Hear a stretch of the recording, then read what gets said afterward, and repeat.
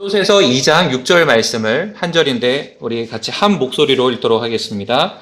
시작. 그러므로 너희가 주 곧 그리스도 예수님을 받아들였듯이 그렇게 그분 안에서 걷되. 아멘. 오늘 저는 그분 안에서 걷는 삶이라는 제목으로 하나님 말씀을 전하도록 하겠습니다. 1896년 처음 책이 출판된 이후로 21개국의 언어로 번역되어서 무려 5천만 부 이상이나 판매가 된 베스트셀러가 있습니다. 여러분들 잘 아시는 존 버년의 철로 역정과 더불어서 19세기를 대표하는 기독교 문학 작품으로 꼽히는 이 책은 찰스 M. 쉘던 목사가 지은 예수님이라면 어떻게 하실까라는 소설입니다. 찰스 M. 쉘던 목사는 목회 사역을 하는 동안 어렵게 살아가는 사람들에게 관심이 많았습니다. 그래서 종종 허름한 옷을 입고 직장을 잃은 인쇄공처럼 그 도시를 돌아다녔다고 하는데, 그럴 때마다 그의 허름한 모습만 보고 그를 괄시하고 무시하는 사람들의 반응에 놀랬고, 특별히 그리스도의 사랑을 실천해야 하는 그리스도인들의 그런 무관심과 차별에 큰 충격을 받았다고 합니다. 이러한 자신의 경험을 바탕으로 쓰게 된 책이 바로 예수님이라면 어떻게 하실까라는 소설입니다. 이 책의 주된 내용을 잠시 소개해 드리자면, 오늘 우리가 이렇게 주일날 오전에 모이지 않았습니까? 어느 주일 아침 레이몬드 제1교회 예배 시간에 실직한 한 남자가 들어옵니다. 그는 맥스웰 목사님과 또한 성도들 앞에서 예수님을 따른다는 것이 과연 무엇을 뜻하는지를 물으며 질문 하나를 던집니다. 그것이 바로 예수님이라면 어떻게 하실까요? 라는 질문이었습니다. 이 질문을 던지고 나서 그는 곧 쓰러지게 되었고 얼마 가지 않아 죽음을 맞이하게 됩니다. 이런 충격적인 사건을 접한 맥스웰 목사는 그가 던진 질문에 올바른 해답을 찾기 위해 앞으로 1년 동안 무슨 일을 하든지 예수님이라면 어떻게 하실까라는 질문을 던지면서 행동하기로 서약을 합니다. 이때 그의 일부 교인들도 그와 따라서 서약을 하게 되었는데, 그들 중에는 신문 발행인도 있었고 대학 총장, 성악가, 소설가, 자선사업가 등 다양한 계층의 사람들이 있었습니다. 이처럼 서약한 사람들은 자신의 삶 속에서 중요한 순간마다 예수님이라면 어떻게 하실까라는 질문을 스스로에게 던지면서 문제를 헤쳐나가게 됩니다. 물론 그들 중에는 어떤 이는 기존의 삶과 이런 새로운 삶에 대해서 갈등을 하다가 믿음을 저버리기도 했고, 또 어떤 이는 주변 사람들의 그런 방해로 새로운 삶을 포기하기도 했습니다. 그러나 포기하지 않고 끝까지 지속했던 그런 사람들은 자신뿐 아니라 주변 사람들까지 변화시키는 그런 결과를 가져오게 되었습니다. 마찬가지로 오늘날 우리도 이 짧은 질문, 예수님이라면 어떻게 하실까라는 이 질문에 대한 답을 써야 하는 시간이라고 생각이 듭니다. 현재 우리는 우리의 모든 삶 속에서 우리의 주가 되시는 예수님에 대해서 얼마나 많이 인식하고 또한 그분의 뜻에 따라서 살아가려고 하고 계십니까? 그분의 가르침과 또한 그분께 순종하면서 우리가 이렇게 살아가고 있는지를 한번 돌아보시기 바랍니다. 올해 우리 교회의 주제가 뭐였죠? 여러분들 아십니까? 예수님의 제자라는 주제로 우리가 말씀을 듣고 있지 않습니까? 이제 얼마 남지 않은 이 올해가 다가기 전에 예수님의 제자로서 우리는 어떤 삶을 살아가야 될지에 대해서 다시 한번 생각해 보는 그런 시간이 되었으면 좋겠습니다. 결론부터 말씀을 드리자면, 예수님의 제자로서 우리는 그분 안에서 걸어가야 합니다. 조금 전 우리가 읽은 성경 구절도 이렇게 나와 있죠. 주 곧 그리스도 예수님을 받아들였듯이 그렇게 그분 안에서 걸어야 한다라고 말씀하고 있습니다.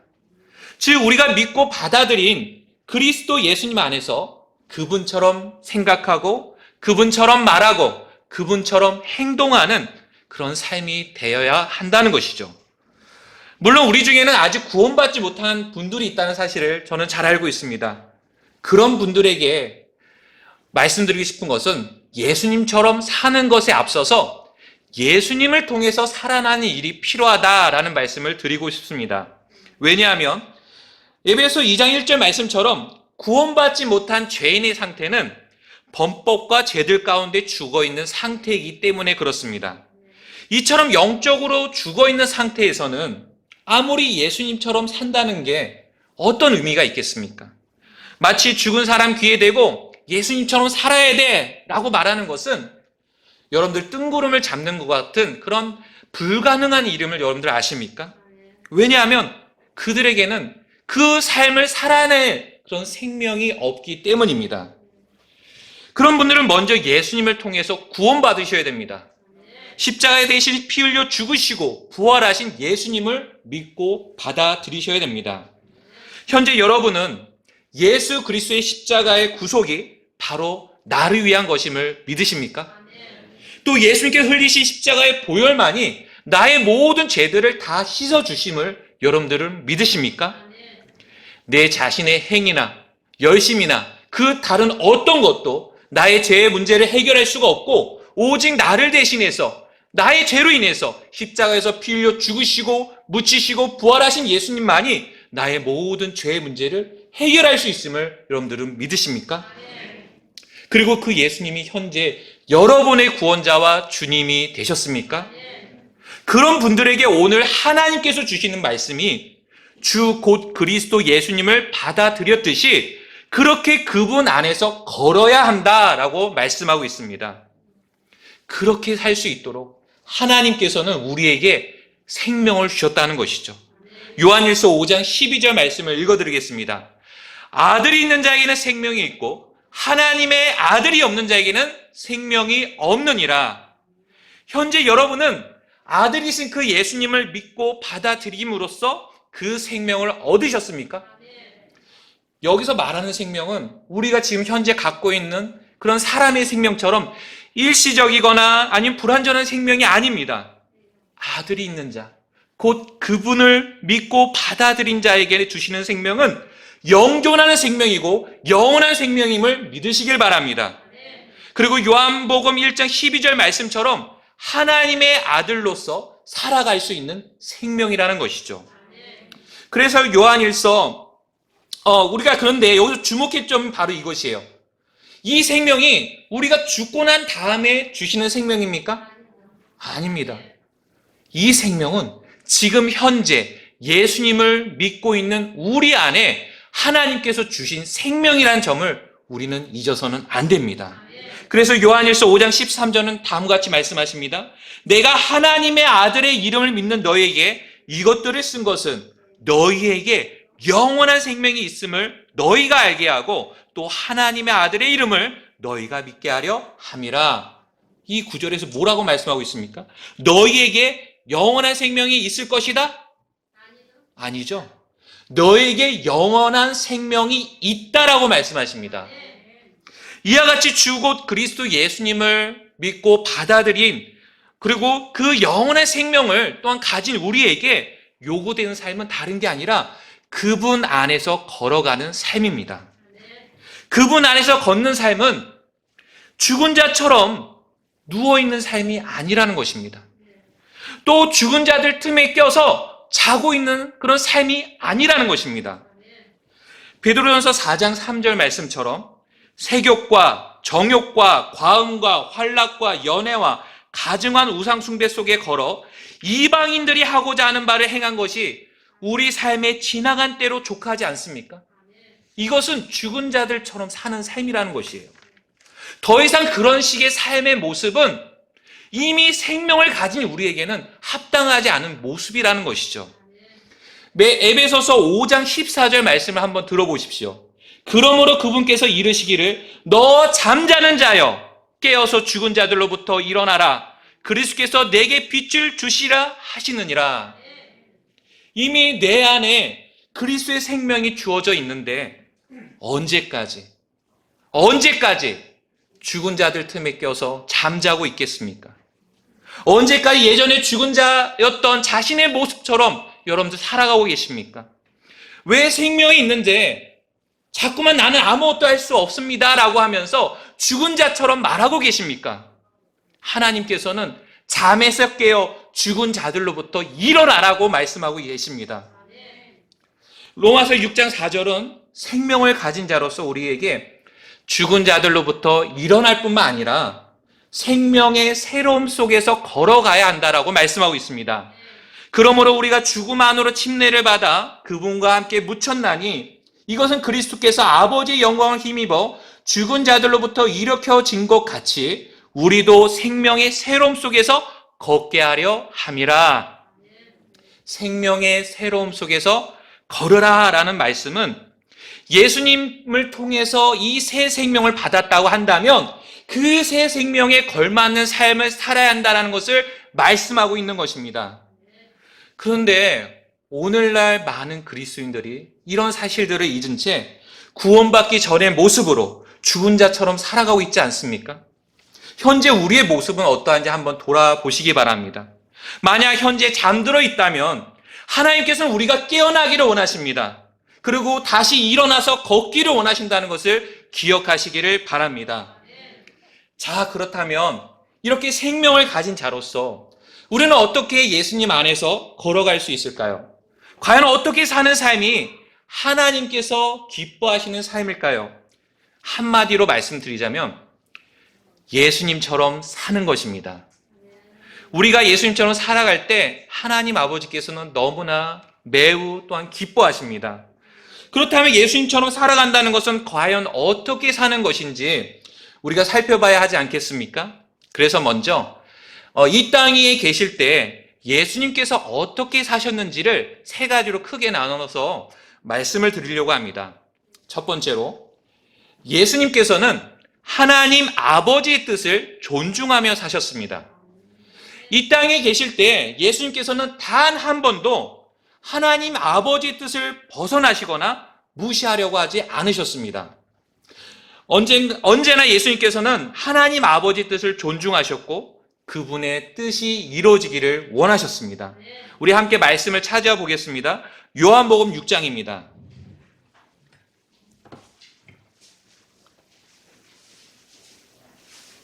요한복음 6장 38절 말씀을 우리가 다 같이 한번 읽도록 하겠습니다. 요한복음 6장 38절입니다. 시작.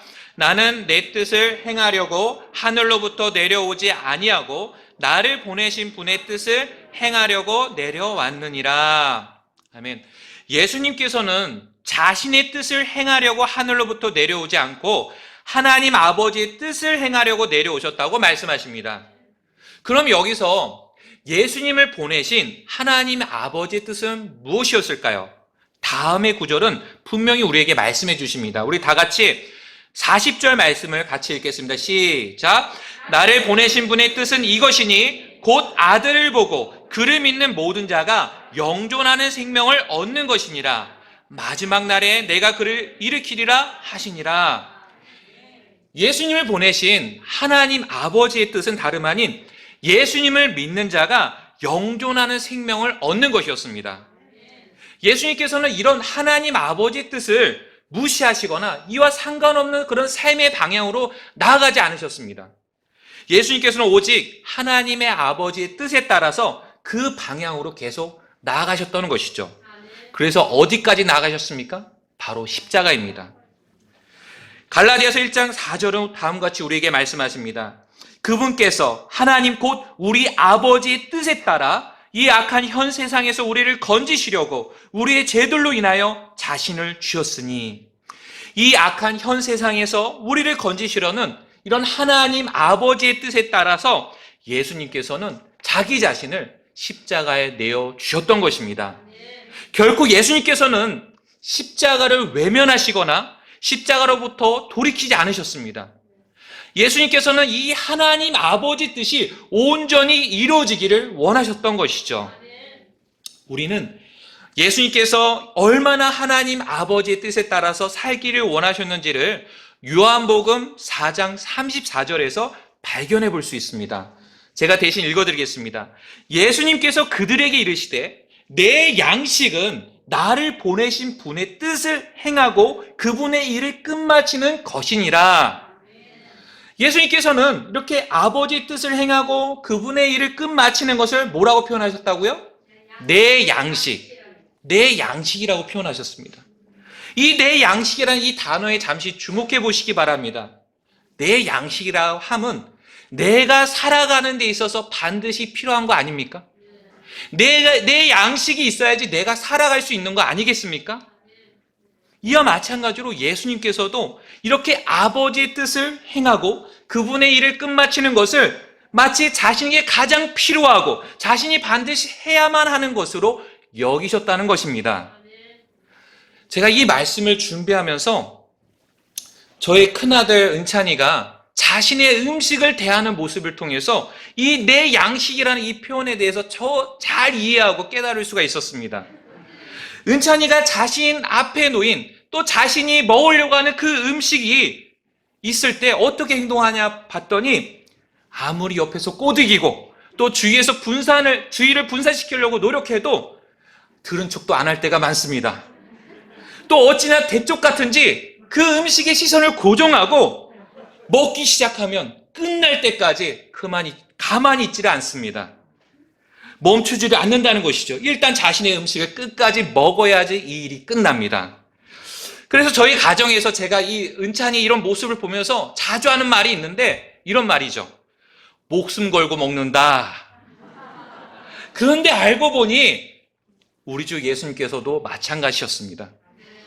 하나님 아버지의 뜻을 알고 그것을 행하고 끝마치는 일에 있어서 우리 주 예수님께서도 자신의 목숨을 거셨습니다. 십자에서 끝마치기까지 그분은 결코 멈추지 않으셨습니다. 아버지의 뜻을 행하고 그 일을 다 마치시고 나서야 예수님께서는 다 이루었다라고 말씀하셨습니다. 이처럼 예수님의 삶은 하나님 아버지의 뜻을 존중하며 사는 삶이었습니다. 두 번째로 예수님께서는 위대한 사랑을 보여주며 사셨습니다.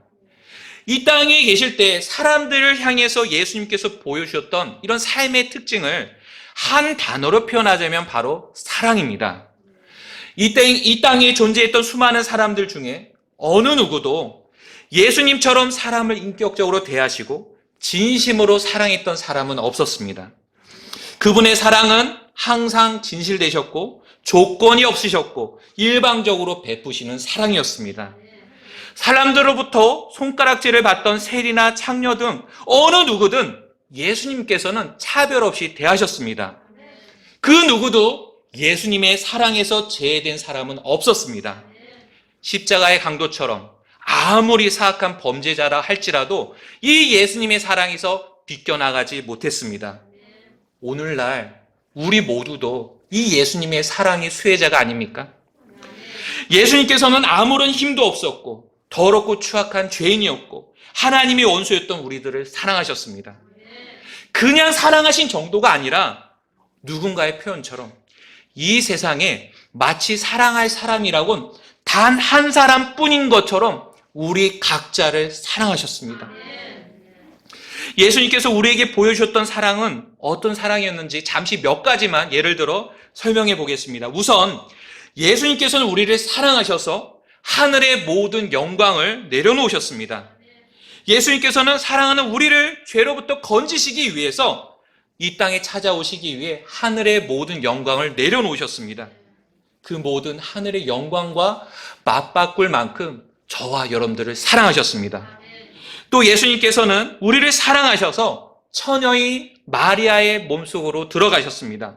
모든 만물을 창조하시고 시 공간을 초월해 계시는 예수님께서 10달 동안이나 그 좁고 불편하고 제한된 사람 몸속에 들어간다는 것을 여러분들 생각해 보실 수 있으십니까? 그뿐만 아니라 연약한 아기의 몸으로 태어나셔서 이 거친 세상에서 살아간다는 것은 사실 그저 놀라울 따름입니다. 어찌 그 위험천만하고 또 고달픈 일들을 우리 주 예수님께서는 감당하셨단 말입니까? 그 이유는 우리를 사랑하셨기 때문입니다. 또 공생의 시절 수많은 사람들의 무시와 비난 속에서도 끝까지 참아내시면서 십자가의 길로 가셨던 까닭은 무엇입니까? 우리를 사랑하셨기 때문입니다.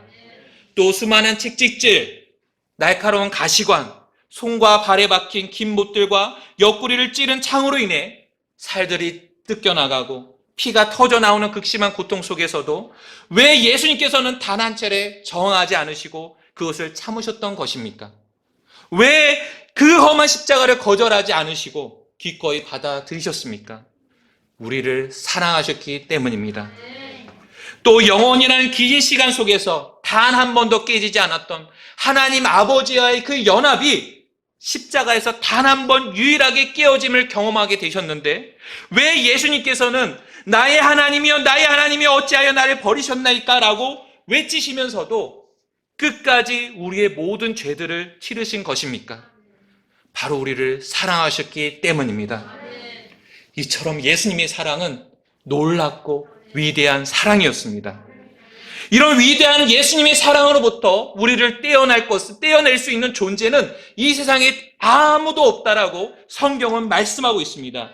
로마서 8장 35절 말씀을 제가 읽어드리겠습니다. 누가 우리를 그리스도의 사랑에서 떼어놓으리요? 환난이나 공경이나 핍박이나 기근이나 벌거벗음이나 위험이나 칼이랴. 우리를 향한 예수님의 사랑을 그만 멈추게 할 수 있는 존재는 이 세상에 없음을 믿으시길 바랍니다.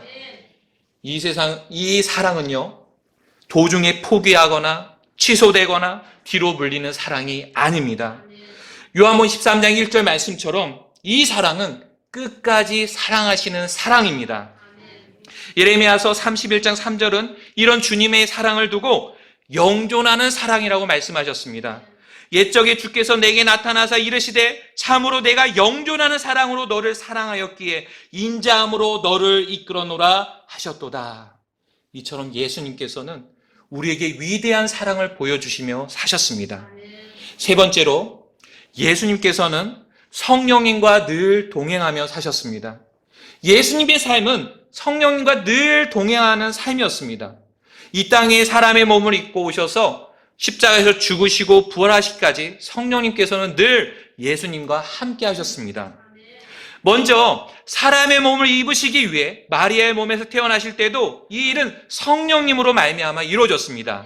마태복음 1장 18절은 이렇게 기록하고 있습니다. 이제 예수 그리스도의 나타나심이 이러하니라. 그분의 어머니 마리아가 요셉과 정혼하였을 때에 그들이 함께하기 전에 그녀가 성령님으로 말미암아 아이를 뵌 것이 드러나매. 또 마태복음 1장 20절 후반절을 보면 마리아의 임신으로 인해서 혼란스러워했던 그 요셉에게 주의 천사가 나타나서 다음같이 말합니다. 너 다윗의 자손 요셉아, 내 아내 마리아 취하는 것을 두려워하지 말라. 그녀 안에 수태된 그것은 성령님으로 말미암았느니라. 이처럼 예수님의 탄생에 성령님께서는 개입하셨고 함께 하셨습니다. 또 예수님께서 공생애를 시작하기 전에 침례자 요한으로부터 침례를 받으실 때도 성령님께서는 함께 하셨습니다. 마가복음 1장 9절에서 10절 말씀인데요. 그 무렵에 예수님께서 갈릴리의 나사렛으로부터 오사 요르단 속에서 요한에게 침례를 받으시고 곧바로 물속에서 올라오실 때에 하늘들이 열리며 성령께서 비둘같이 자기 위에 내려오시는 것을 보시더라. 또 광야에서 예수님께서 마귀에게 시험 받으셨던 사건을 여러분들 아십니까? 그때 그 일이 어떻게 이루어져 있다고 성경은 기록하고 있습니까? 마태복음 4장 1절에는 이렇게 기록되어 있습니다. 그때 예수님께서 성령의 인도를 받아 마귀에게 시험을 받으러 광야로 들어가사, 그리고 마가복음 1장 12절에는 성령께서 즉시 그분을 광야로 이끌고 가시니라. 이처럼 예수님께서 성령님의 인도를 받으셨다는 사실이, 그런 표현이 놀랍지 않습니까? 이처럼 성령님께서는 그때도 함께 하셔서 예수님을 인도하여서 광야로 이끌고 가셨습니다. 또 성령님께서는 공생애를 시작하신 예수님과 어떤 식으로 함께 하셨습니까? 누가복음 4장 14절 말씀입니다. 예수님께서 성령의 권능을 입고 갈릴리로 돌아오심에 그분의 명성이 주변 온 지역에 두루 퍼지니라. 성령님의 권능이 예수님과 함께 했다고 말씀하고 있습니다. 또한 히브리서 9장 14절 말씀을 보면 십자가에서의 예수님의 죽으심 역시 성령님을 통해 이루어진 것임을 말씀하고 있습니다. 하물며 영원하신 성령을 통해 자신을 점없이 하나님께 드린 그리스도의 피는 죽은 행위로부터 너희 양심을 얼마나 더 깨끗하게 하여 살아계신 하나님을 섬기게 하겠느냐. 성령님을 통해 드렸다라고 표현하고 있다는 것이죠. 또한 예수님의 부활 역시도 마찬가지입니다. 성령님의 개입하심과 함께 하심이 있었다는 것이죠. 베드로 전서 3장 18절 말씀을 읽어드리겠습니다. 그리스도께서도 죄들로 인하여 한 번 고난을 받으사 의로운 자로서 불의한 자를 대신하셨으니 이것은 그분께서 육체 안에서 죽임을 당하셨으되 성령으로 말미암아 살아나셔서 우리를 하나님께로 데려가려 하심이라. 제가 지금까지 열거드렸던 이런 예수님의 삶의 모습들을 한번 생각해 보십시오. 예수님의 삶은 성령님을 빼놓고는 설명할 수 없는, 그처럼 성령님과 함께 하셨던 삶이었다는 것입니다. 지금까지 우리는 이 땅 위에서 예수님께서 어떤 삶을 사셨는지 살펴볼 수가 있었는데, 그렇다면 그 예수님을 따르는 제자로서 우리는 어떤 삶을 살아야 할까요? 예수님의 제자답게 우리 역시 예수님이 보여주신 대로 살면 됩니다. 그래서 첫 번째로 제가 말씀드리고 싶은 거는, 우리는 예수님께서 보여주신 대로 하나님 아버지의 뜻을 존중하며 살아가야 됩니다. 마태복음 12장 50절은 다음같이 우리에게 말씀하십니다. 누구든지 하늘에 계신 내 아버지 뜻을 행하는 자, 곧 그가 내 형제요 자매요 어머니니라 하시니라.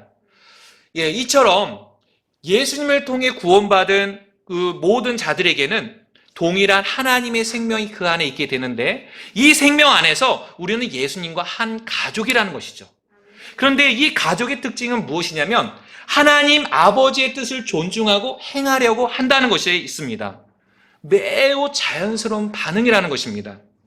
그런데 만약 여러분들 구원받았다고 하면서 하나님 아버지의 뜻에 대해서 전혀 관심도 없고 또 그 뜻을 행하려고 하는 그 마음조차 갖지 않는다고 했을 때, 그것은 점검해 봐야 되는 문제입니다. 영적으로 심각하게 병이 들었거나 아니면 하나님께서 주신 생명이 아닐 수가 있다는 것이죠. 따라서 우리는 이런 하나님 아버지의 뜻을 행하기 위해서 무엇보다 하나님 아버지의 뜻이 무엇인지를 잘 알아야 됩니다. 그럼 우리는 어떻게 알 수 있을까요? 바로 기록된 성경 말씀입니다. 성경은 우리에게 하나님의 뜻이 무엇인지를 늘 가르쳐 주십니다. 한 가지 예를 들어서 설명을 드리자면, 데살로니가전서 5장 16절에서 18절 말씀, 여러분들 혹시 암송하시는 분 계십니까? 너무나 잘 아는 말씀이죠. 제가 한번 읽어드리겠습니다. 항상 기뻐하라, 쉬지 말고 기도하라, 모든 일에 감사하라. 이것은 그리스도 예수님 안에서 너희에 대한 뭐라고요? 하나님의 뜻이니라. 하나님의 뜻은 이렇게 너무나도 명확하게 기록되어 있습니다. 중요한 점은 이런 하나님의 뜻을 우리가 과연 순종하려고 하는 자세로 나아가느냐, 이게 문제라는 것입니다. 그분의 뜻에 따라 여러분들 그 뜻을 존중하면서 순종하려고 하십니까? 만약에 그렇지 않다면 이 시간 한번 돌아보시기 바랍니다.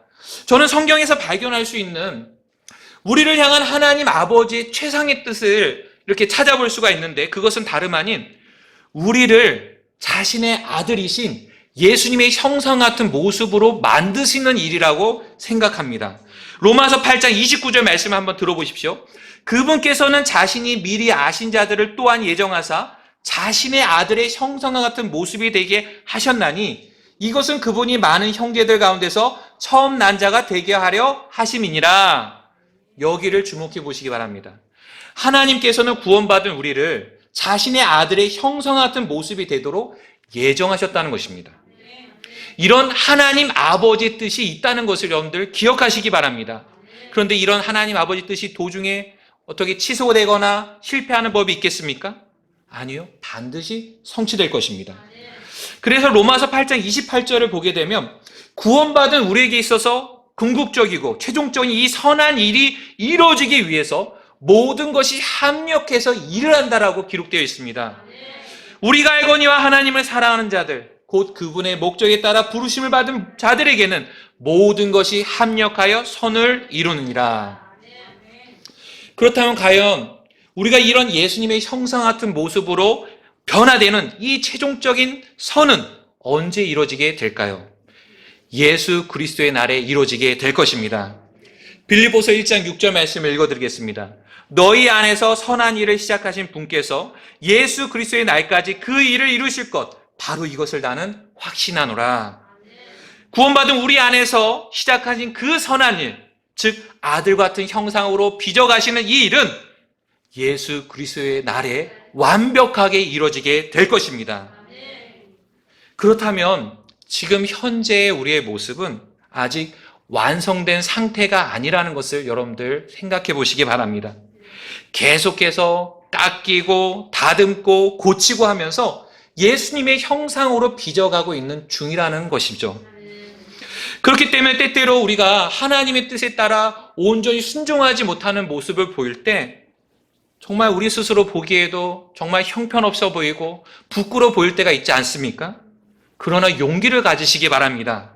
우리를 자신의 아들의 형상 같은 모습으로 변화시키실 하나님 아버지의 뜻은 아직도 현재 진행 중에 있습니다.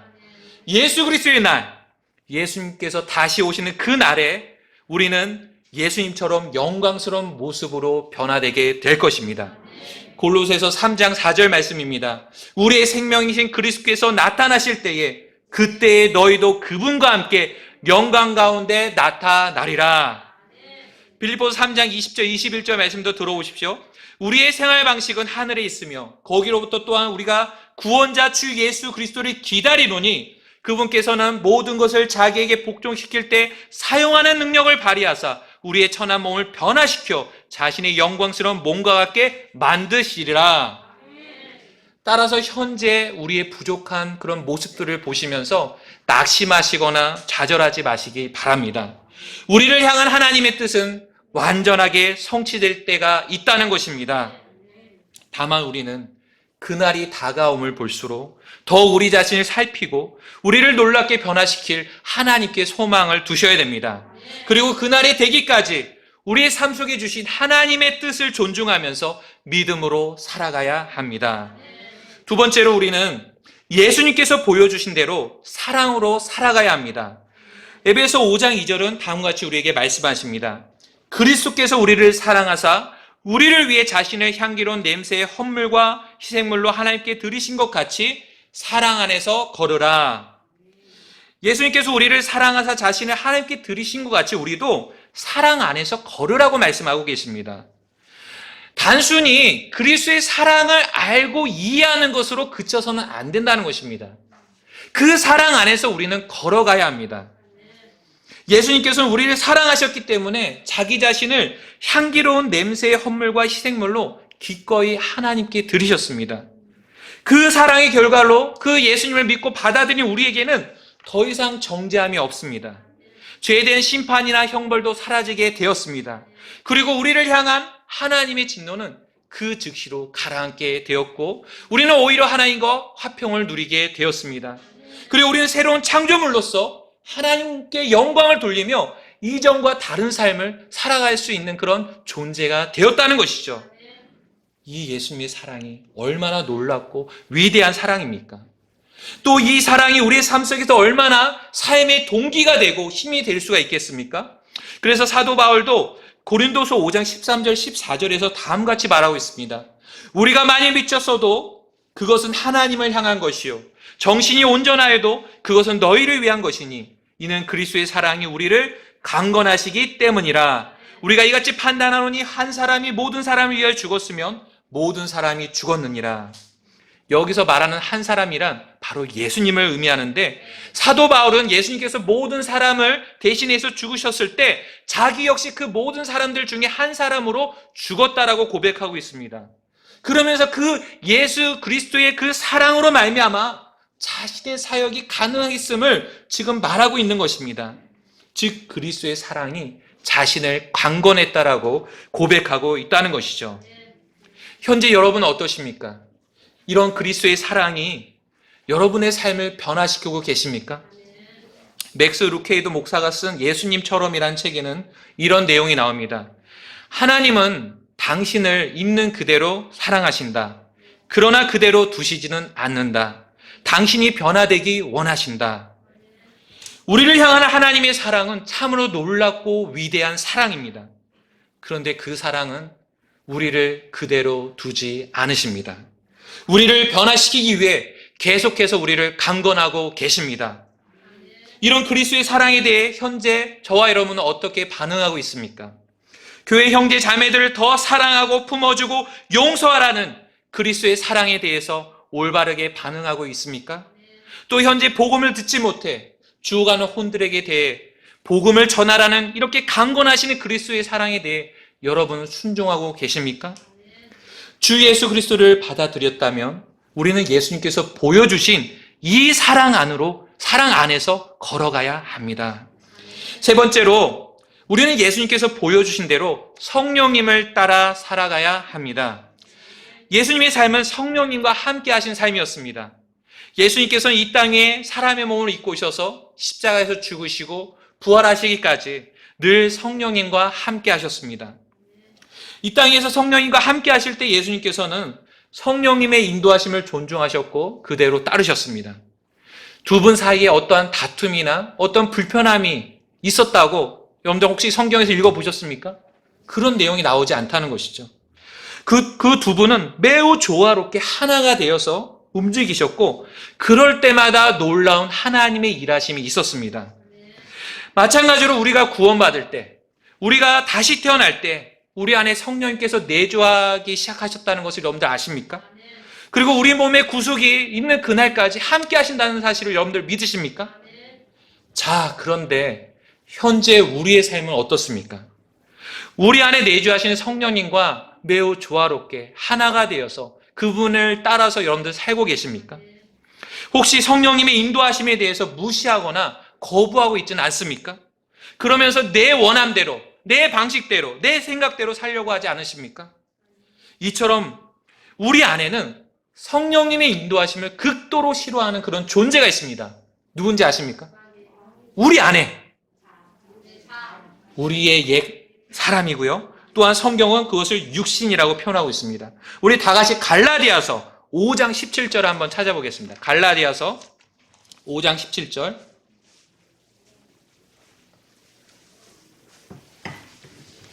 갈라디아서 5장 17절 말씀을 우리 한 목소리로 읽어보도록 하겠습니다. 시작.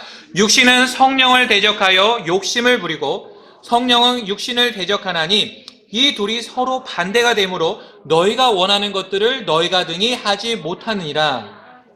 이처럼 우리에게 원함은 있지만 성령님을 따라 살지 못하는 가장 큰 이유는 육신이 성령님을 대적하여 욕심을 부리기 때문입니다. 그런데 이 육신의 욕심을 이루지 못하게 하는 방법은 다른 데 있지 않습니다. 우리가 성령님 안에서 걷는 것입니다. 우리 다 같이 그 16절 말씀, 앞에 말씀을 같이 한번 읽겠습니다. 시작. 그런즉 내가 이것을 말하노니 곧 성령 안에서 걸으라. 그리하면 너희가 육신의 욕심을 이루지 아니하리라. 그렇다면 이런 질문이 생깁니다. 어떻게 걷는 것이 성령님 안에서 걷는 것일까요? 로마서 8장 13절은 이렇게 우리에게 말씀하십니다.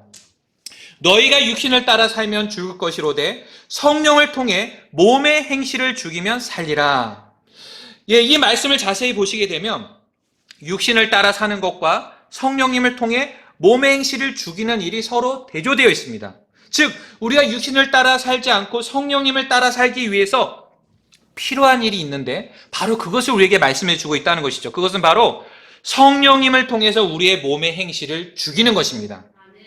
성령님을 따라 산다는 것은 또 성령님 안에서 걷는다는 것은 그저 가만히 앉아 있는 것이 아닙니다. 그냥 수동적으로 아무것도 안 하는 게 아니라는 말이죠.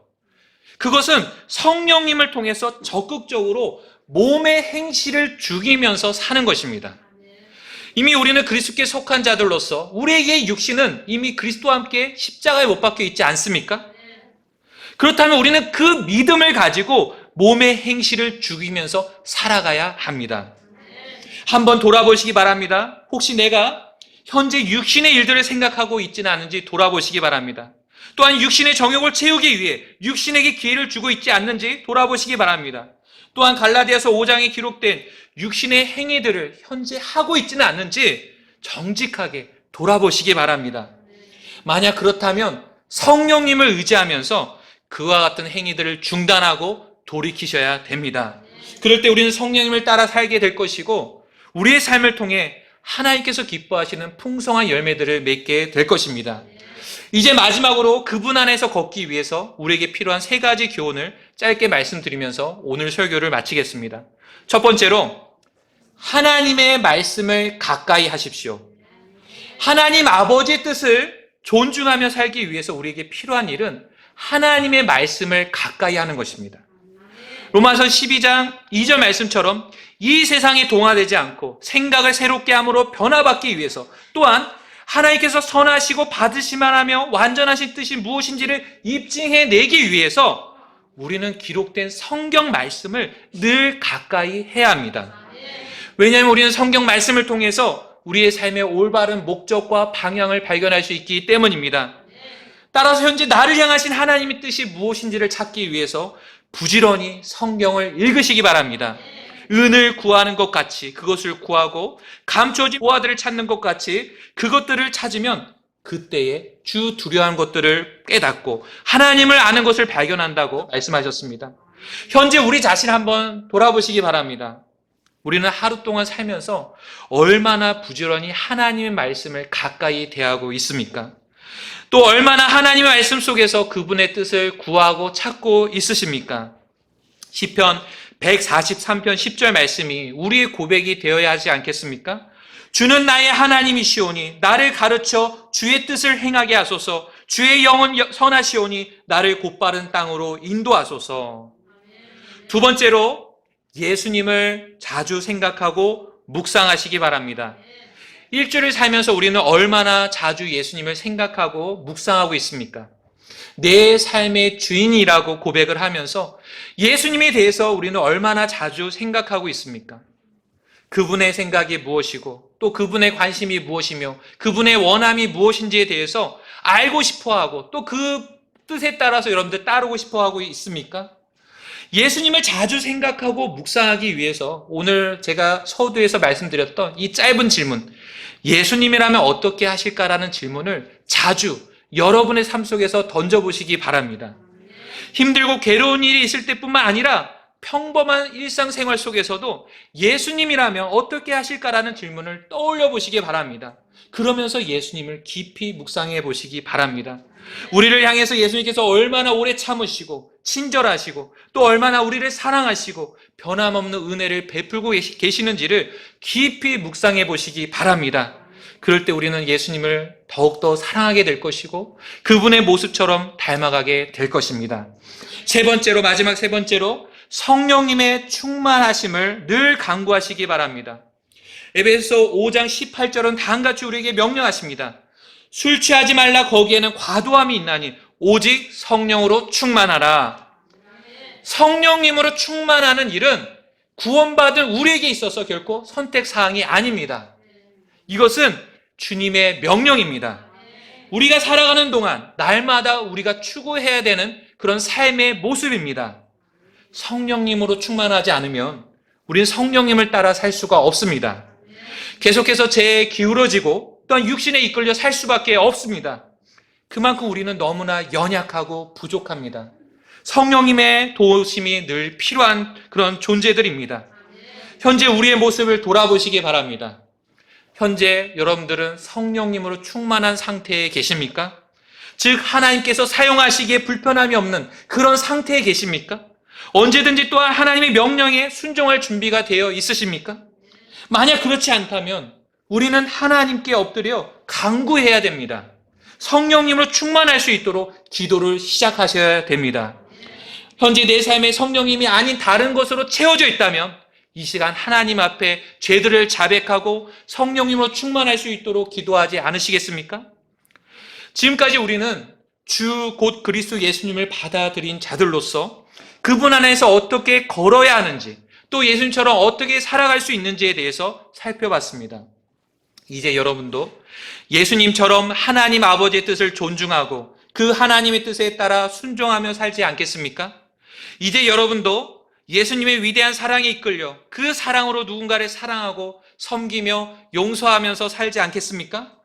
이제 여러분도 예수님처럼 성령님을 따라 조화롭게 살지 않겠습니까? 우리 다 같이 기도하는 시간을 갖겠습니다. 모두 자리에서 일어서십시오. 오늘 말씀에 의거하여 여러분들을 주님 앞으로 초청하기를 원합니다. 주님, 제가 더욱 하나님 아버지의 뜻을 알고 행하기를 원합니다. 부지런히 성경을 읽겠습니다. 성경을 읽을 때마다 제 눈을 열어주시고 깨닫고 행할 수 있도록 도와주시옵소서. 이렇게 기도할 분이 있다면 주님 앞으로 나오시길 바랍니다. 주님, 제게 베푸신 놀라운 사랑으로 인해서 감사를 드립니다. 그 사랑에 힘입어 저 역시 다른 누군가를 사랑하고 섬기기를 원합니다. 주님께서 보여주신 그 사랑으로 살아가기를 원합니다. 이런 분이 있다면 주님 앞으로 나오시길 바랍니다. 주님, 저에게는 현재 성령님의 충만하심이 필요합니다. 더 이상 육신에 따라 살고 싶지가 않습니다. 성령님을 따라 살 수 있도록 저를 도와주시옵소서. 이렇게 기도할 분이 있다면 이 시간 나와서 하나님께 기도하는 시간을 갖겠습니다.